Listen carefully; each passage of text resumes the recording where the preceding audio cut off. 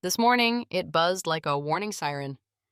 The city outside my window glittered like it always did, bright, loud, hungry, but something about it made me unsettled. Some people call it intuition. I call it survival.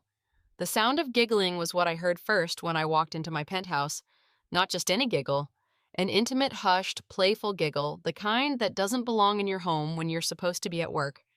I came home early, suddenly with an unprovoked headache. I stood in the hallway of our midtown penthouse, the one overlooking the city and river. Playful whispers came from our bedroom. I remember how my fingers went numb around the handle of my handbag as I set it down silently on the kitchen counter. Thankfully, concrete floors did not squeak or creak. I was able to move silently. I now realized Janice and Samantha were the voices I heard. Why are they here? My heart was pounding so hard I thought they would hear it before they saw me. I didn't forcefully push the door open. I just stood there in utter shock. There was my husband of 5 years and my two closest friends since college. The three of them tangled on our king-size bed, nestled in the jersey cotton sheets. The sheets I painstakingly searched for in order to stay along our meticulously designed room. Janice's hair spilled across my pillow, while Samantha's designer bracelet, the one I'd helped Benjamin select for her birthday last month, glinted in the sunlight. Benjamin just glanced at me with irritation, but with no surprise, as if he was okay with being caught. He had a look of irritation and the inconvenience of being caught. "Ophelia," he said, as though I'd walked in on him reading a book. "You're home early," he said casually. 5 years of marriage, 3 failed IVF, countless nights of staying up helping him prepare presentations, family gatherings where I defended him against my parents' criticisms, and this is how it all ends. "How long?" My voice is steady. Janice pulled the sheet up to cover herself, as if it would cover her shame. Samantha looked away. It was Benjamin who answered. "Does it matter?" He reached for his discarded shirt. "It shouldn't be a surprise. Sleeping with you is like being with a dead fish," he exclaimed. Finding your husband in bed with our two closest friends could be devastating for most, but for me, it just solidified what I have been feeling for some time. "It just happened," Samantha finally whispered in her small voice. "Just happened?" I repeated. "All three of you just happened to fall naked into bed." Janice started crying, those perfect tears that never smudged her waterproof mascara. "We didn't mean to hurt you, Ophelia," said Janice. "If you say it just happened one more time," I cut her off, "I swear I will choke on your teeth." I didn't finish the threat because at that moment I was looking at them scrambling to cover themselves with my sheets, looking pathetic and small. A strange calm washed over me. I had invested and loved these people, invested my time, my love, my trust, and my future. These were the people who had sat across from me at Sunday brunches, who had held my hand at my mother's funeral, who had promised to always be there. Now they were together without me. "Ophelia, let's talk about this." Benjamin stood up, pulling on his pants. "You're upset, I get it." "No," I said quietly. I turned around and walked back to the kitchen. I could hear them calling after me with the frantic rustling as they dressed. But I wasn't running away. I wasn't having a breakdown. I was calculating. I picked up my bag from where I'd left it, and I poured myself a glass of water and stared out the window. They came to the kitchen together, a guilty procession. Benjamin in front of the unofficial spokesperson. Janice and Samantha behind him holding hands like scared, wounded kittens. "Ophelia, we need to talk about this like adults," Benjamin said while I took another sip of water and set the glass down. "I've given you everything," I said. "People make mistakes," Samantha offered weakly. I gave her a fierce stare. "A mistake is forgetting to pay a bill. A mistake is burning dinner." I pointed at all three. That wasn't a mistake. That was a choice, a series of choices made over and over again. My voice was cold as ice. Benjamin stepped closer. "We can work through this. With marriage counseling, maybe, or—" he hesitated. "Or what, Benjamin, an open marriage, a divorce? What exactly is your solution here?" I blurted. The three of them exchanged glances. They'd discussed this before I realized they'd prepared for getting caught. "Maybe separation would be good," Benjamin finally said. "I could stay with—" "Who? Benjamin, with Janice, with Samantha? Or do you have someone else I don't know about?" I asked. His face hardened. "You're being a bitch," he snorted. I nodded slowly. "I'm going to leave now," I said calmly. "I'm going to walk out that door, and you three can continue whatever it was I interrupted." "Ophelia!" Janice reached to touch my arm, but I stepped back. "Don't touch me, don't call me, don't text me," I demanded. "Where are you going?" Benjamin asked, suddenly sounding concerned. I realized not for me, but for himself. That's no longer your concern, I said as I walked towards the door bag in hand. Benjamin yelled after me, Don't do anything stupid, Ophelia. I walked out, closing the door behind me. You're going to regret this, I said quietly, not saying it directly to either one of them. I didn't say anything else. Words were a currency I refused to spend on them. Then I left. The first week was a whirlwind of hotel rooms and unanswered calls and text messages. Benjamin tried reaching me 113 times, Janice 88 times, Samantha 49 text messages. I noted each notification as it appeared on my screen, each one with hidden panic on their end. What they didn't know was that I wasn't falling apart. I wasn't crying myself to sleep. I was strategizing, planning, plotting. I remembered Janice had borrowed $122,000 from me to keep her boutique afloat after her divorce. Money I had inherited from my mother with a promise to pay me back as soon as business picked up. The business had picked up. The money had never come back. I remembered how Samantha had slowly infiltrated my client list, somehow always available when one of my high-profile architectural design clients needed emergency work and I was unavailable. How she'd started dressing like me, talking like me, even adopting my signature design elements. There had been signs everywhere of little betrayals leading to the big one. I checked into a small bed and breakfast on the outskirts of Houston using cash and a prepaid card. I needed distance, perspective. The owner, Gerald, took one look at me and knew something was wrong. Broken heart or broken trust? He asked as he served me herbal tea. Is there a difference? I replied. He nodded wisely. Broken heart heals, broken trust transforms. That night I cried for the first time not for Benjamin or my so-called friends, but for how betrayed myself, how had been trustingly loyal like a stray dog. In the morning, after allowing grief and betrayal to pour out with my tears the night before, I began making calls, first to my father's old law firm where his former partner Ian still practiced, then to the private investigator Ian recommended, a woman named Abigail, a voice like gravel and a mind like a steel trap, next to my bank where I initiated a series of careful legal moves to protect what was mine. Meanwhile, the text from Benjamin evolved from concern to anger to threats. Ophelia, please come home so we can talk. This silent treatment is childish. Ophelia, if you don't come home, I'll assume you've abandoned the marriage. I'm talking to lawyers. Ophelia, don't make this uglier than it needs to be. I didn't respond to any of the messages. Let him think I was falling apart. Let him think I was the weak one.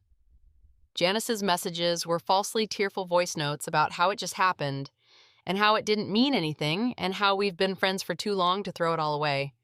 As if friendship was something she'd considered while sleeping with my husband. Samantha was more direct. We need to talk about business, Ophelia. Clients are asking questions. Not about my marriage, not about her betrayal, about business, about money. 2 weeks after I left, I learned from Abigail that they had settled into a routine. Benjamin staying at our house, Janice coming over most evenings, Samantha joining them on weekends. Scandalous. They were playing house in my home, spending my money, drinking my expensive wine, frolicking in my house. They've been making calls to your clients. Abigail told me over a secure line telling them, you've had a personal crisis and won't be available for upcoming projects. Of course, they were trying to discredit my reputation and paint me as unstable. What they hadn't counted on was that I'd been keeping receipts literal and figuratively. I had the emails where Benjamin had transferred funds from our joint account to his private one just to keep things organized, he'd said. I had text messages where Janice had admitted using my designs for her boutique without giving me credit. I had the recordings of Samantha telling clients she was practically partners with me when she was nothing more than an occasional subcontractor. I had recordings of their conversations and intimate moments in my house. They weren't aware of the security cameras placed around the house from Abigail's security team. But most importantly, I had the hidden document I discovered 3 months ago when my intuition told me something wasn't right. The document Benjamin thought was safely locked away in our home safe. The safe that he told me contained boring documents and valuables as a precaution and that I needn't worry myself about. Documents detailing the shell company he'd created to hide assets. The one that now held substantial funds he thought I knew nothing about. I'd photographed it, resealed it, and put it back exactly as I'd found it. At the time, I hadn't known what to do with this information. 2 weeks later, I received a formal letter from a law firm representing Benjamin at my office. It stated that due to my abandonment of the marital home and refusal to engage in reconciliation attempts, he would be filing for divorce on grounds of abandonment and seeking majority ownership of our joint assets, including my business, which he claimed to have substantially contributed to. I read the letter twice sitting at Gerald's kitchen table. Then I started laughing. I laughed until tears streamed down my face until Gerald came in looking concerned. "Bad news?" he asked as I wiped my eyes. "No," I said, "just the confirmation I needed." That night I got a text from an unknown number. It was a photo of Benjamin, Janice, and Samantha at our favorite restaurant. Wine glasses raised in a toast. No message accompanied it. It didn't need one. The meaning was clear. They thought they'd won. I saved the photo. Evidence of their celebration would make the revenge even better. They thought I was broken. They thought I was hiding in shame, falling apart without my husband and my friends. "Stupid fools," I whispered to myself that night, staring at their smiling faces on my phone screen. I rented an apartment in a building owned by one of my most loyal clients. Bradley Carter had been my first major client when I started my design business. I'd transformed shipping containers into a warm, artistic home. He was returning the favor. "Stay as long as you need," he told me, handing over the keys. "And for what it's worth, I've told Benjamin and that annoying friend of yours that I'm not interested in working with anyone but you." I hugged him gratefully, then asked, "Have they been contacting all my clients?" Bradley nodded, but I knew my business wasn't their only target. It was everything: the house, our investments, our reputation in the circles that mattered. Benjamin had always cared about appearances and reputation. I settled into the apartment and opened my laptop for the first time since leaving. Hundreds of emails awaited me, but I ignored them for now. Instead, I opened a secure messaging app and contacted Abigail. Ready for the next phase, she said quickly, "I have everything you asked for." 2 days later, we met at a quiet cafe 3 neighborhoods away. Abigail looked exactly as I'd imagined from our phone conversations. Sharp eyes, dark brown hair pulled back in a no-nonsense bun, dressed in dark jeans and a black blazer. She slid a thick folder across the table to me without a word. Inside were pages and pages of documentation: bank statements, hidden assets, text transcripts, photos, legal defamation, proof, power. Then she slid a USB drive across the table. "Everything's there," she said. "Financial records, texts, emails, photos, plus the surveillance you requested." I closed the folder slowly. The rage I thought would overwhelm me didn't come. Only clarity and a deep, steady resolve. She took a sip of her black coffee. "Your husband's not as clever as he thinks he is." "None of them are," I replied, pocketing the drive. Abigail nodded. She continued, "The paper trail for the shell company is particularly interesting. It goes back further than you thought, long before your marriage. And there's a connection to Janice's boutique that I don't think you were aware of." I wasn't, but I wasn't surprised either. "He's been funding her, among other things. The boutique is a front." Abigail's expression was grim. "Money laundering primarily. Small scale, but definitely illegal. There's a connection to some property developments that weren't properly permitted. Environmental corners cut, safety regulations ignored." "Is Samantha involved too?" I asked, and Abigail nodded. "She's been the connection to some of the contractors. Her design consultancy gave them legitimacy." The pieces were falling into place, not just my personal betrayal, but a larger pattern of deception all the while, smiling in my face and laughing behind my back. "What about the other matter?" I asked. Abigail's eyes softened slightly. "Your medical records were accessed multiple times by someone using Benjamin's login to the health portal, most recently about 6 months ago, right after your last procedure." My hand instinctively went to my stomach. After 3 miscarriages and 2 previous failed IVF attempts, the doctors had finally discovered the issue, a treatable condition that had been affecting my ability to carry the pregnancy to term. The last treatment had worked. I was finally able to conceive with the last IVF. I had initially planned to tell Benjamin the day I found him with my so-called friends.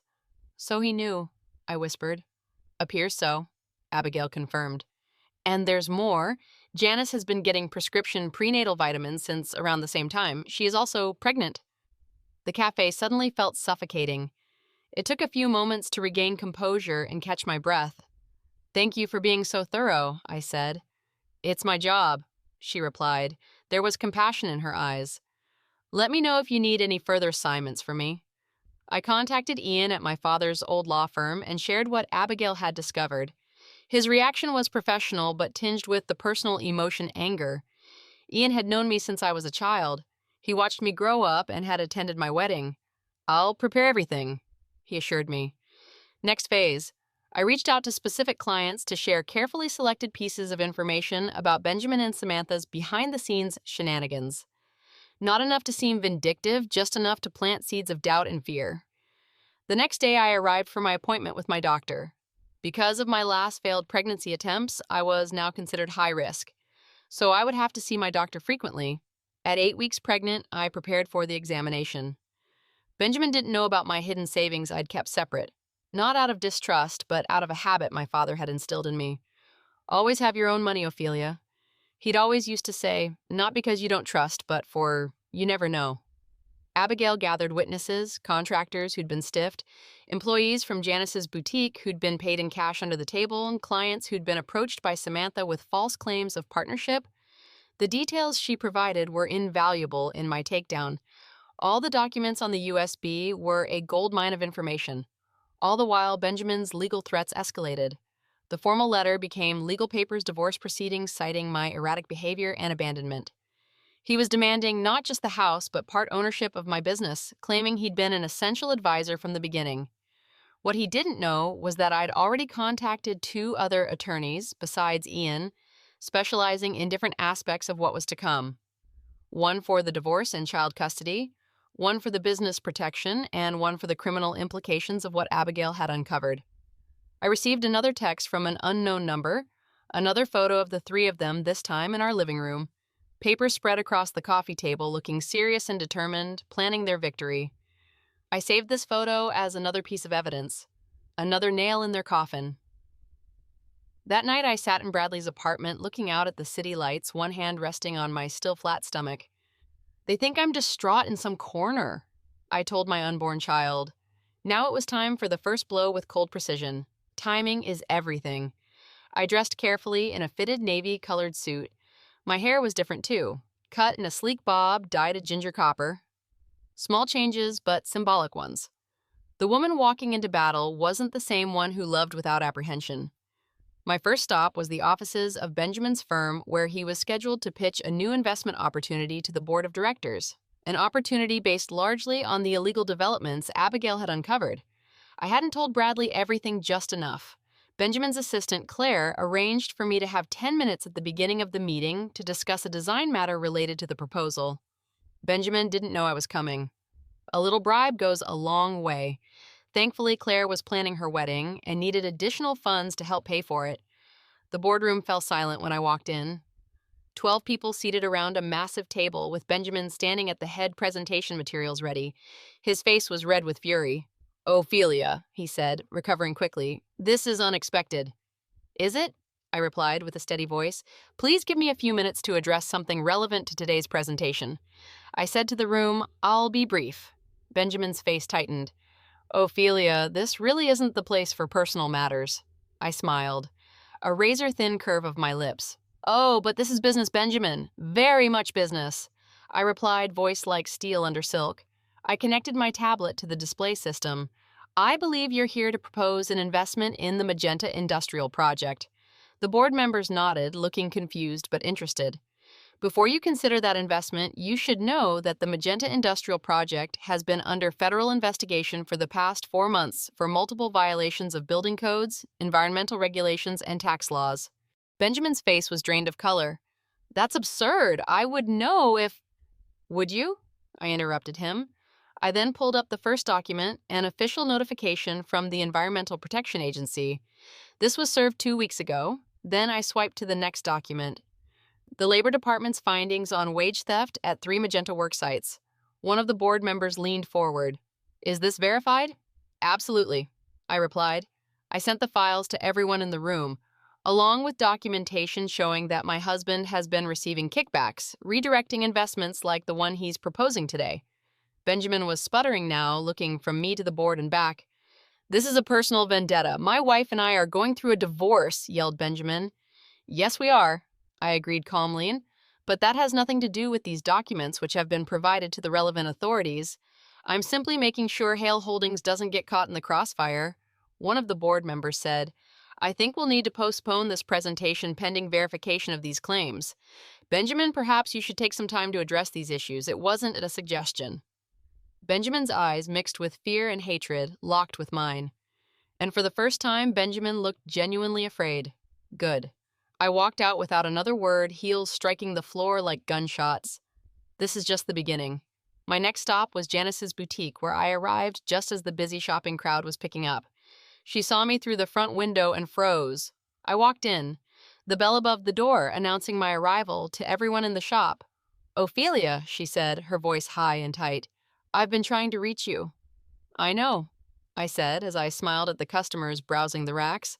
"Sorry to interrupt, but I need a quick word with the owner. Business matters." Janice reluctantly led me to the back office, the office I'd helped her design with the custom desk I'd found on a social media marketplace. "Look, Ophelia, about what happened," Janice started. "Let me stop you right there," I interrupted. "I'm not here about the fact that you slept with my husband. I'm here about the $122,000 you borrowed from me." She quickly replied, "I told you business has been tight. I'll pay you back when business gets better." According to your tax returns, I placed a folder on her desk. "You've been showing losses on paper while putting cash through that register that never gets reported. Benjamin's been helping you launder money through this place for years," I replied. Her face went pale. "You can't prove it," she shouted. The audacity. "Actually, I can. Your former assistant Trina was very helpful once I explained what might happen if she was implicated." I responded coldly. I opened the folder to show her Trina's sworn statement. She kept her own records. Janice collapsed into her chair, white-faced, hands shaking. "I want the $122,000 plus 15% interest transferred to this account by the end of business today," I told her as I handed her the details. "And your resignation from the Women's Upward Bound Charity Board. I believe they'd find your recent activities inconsistent with their mission." Janice was a co-founder of the charity. "You're destroying my life," she whispered. "No," I corrected. "I'm simply returning the favor." "Oh, and Janice, I've already contacted the feds regarding the illegal gambling ring you've been running from the back storage room." I left her sitting there staring at the folder that contained enough evidence to ruin her. Janice tried contacting my other friends, painting herself as a victim of circumstance, but Abigail had anticipated that, so we sent curated packages to our mutual friends, screenshots, emails, dates, times, not gossip, just facts. Let them draw their own conclusions. By the end of the week, Janice's boutique had lost 2 major suppliers. Samantha's reputation as a designer had tanked so badly she deactivated her social media accounts. My final stop of the day was the most satisfying, moving to reclaim my business name, my client list, my professional reputation, while exposing Samantha's fraud. This one I would savor the most. A meeting with Samantha and her biggest client, the Patels, at their home. They were planning a complete renovation, a project worth over $3 million. Samantha's face when I walked into the Patels' living room was priceless. I wish I could have captured it. Pure panic barely concealed beneath her professional smile. "Ophelia, I didn't know you were joining us today," she said, her voice cracking. "Mrs. Matthews insisted," Mrs. Patel explained, looking confused. "She said there was something important about the project she needed to address in person." "Indeed there is," I confirmed, sitting down across from them. "Mrs. Patel, you hired Samantha under the impression that she and I were business partners, correct?" Mrs. Patel nodded. "Yes. She said you were expanding together and that you'd be consulting on our project remotely." I smiled apologetically. "I'm afraid that's not accurate. Samantha has never been my partner. She's occasionally been a subcontractor on my projects, but we have no business relationship whatsoever." Samantha jumped in quickly. "It was a miscommunication. I merely implied that we work so close together and we collaborate frequently." Actually, I continued pulling out copies of emails from my architectural portfolio. "You specifically told the Patels that you and I had formed a new partnership called Sophisticated Designs, which doesn't exist. You also showed them a portfolio that includes at least 28 of my projects that you had no involvement with." Mrs. Patel turned to Samantha, her expression hardening. "Is this true?" Samantha stammered, looking for an escape. It's complicated. Ophelia and I had discussed it," she stuttered. "We never discussed anything of the sort," I stated firmly. "I've also brought documentation of all my projects, including who actually worked on them." I handed the portfolio to Mrs. Patel. I'm telling you this not out of spite, but because you deserve honest service for your investment, I said to Mrs. Patel. Mrs. Patel was leafing through the portfolio with her husband, looking over her shoulder with a deepening frown. I think you should leave Samantha. Mr. Patel finally said, We'll be reviewing our contract with our attorney. As Samantha gathered her things, shooting daggers at me with her eyes, I added one final twist. By the way, Samantha, I've taken the liberty of informing the Architecture Association about your portfolio misrepresentations. They're reviewing your membership status. Samantha stormed out. I spent another hour with the Patels discussing their design needs and recommending 3 reputable designers who weren't me. I had no interest in taking over Samantha's project. This wasn't about stealing her work, it was about truth. By evening, my phone was exploding with messages. Frantic texts from Benjamin, tearful calls from Janice, and threatening emails from Samantha. I read and listened to each one, saving them all as further evidence of their characters.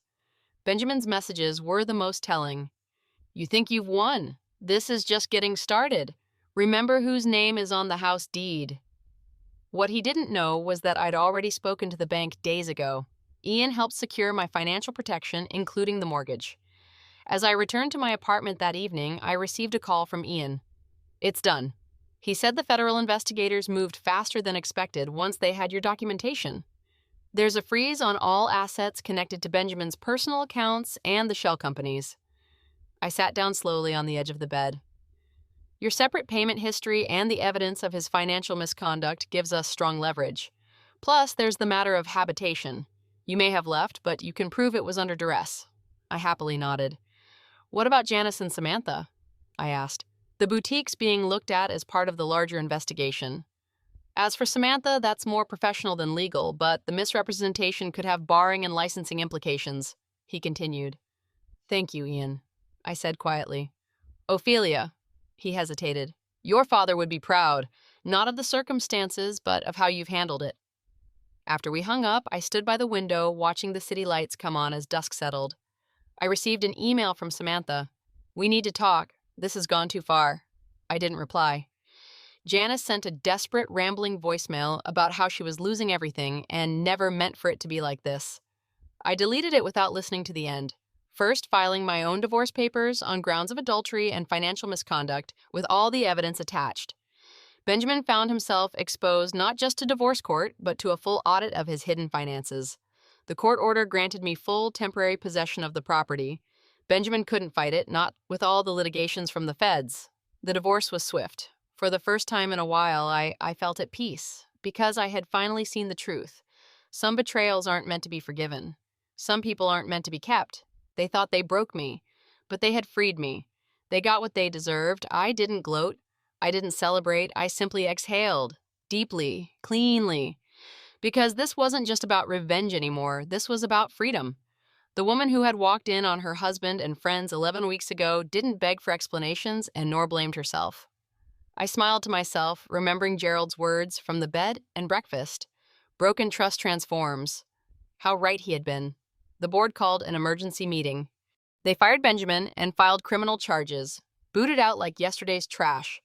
Most of his assets were frozen pending further investigation, and his reputation in our circles was in tatters. Janice submitted her resignation, citing personal health reasons. Corporate code for get out before you're dragged out. But the charity board knew what happened, as news spread quickly amongst our acquaintances.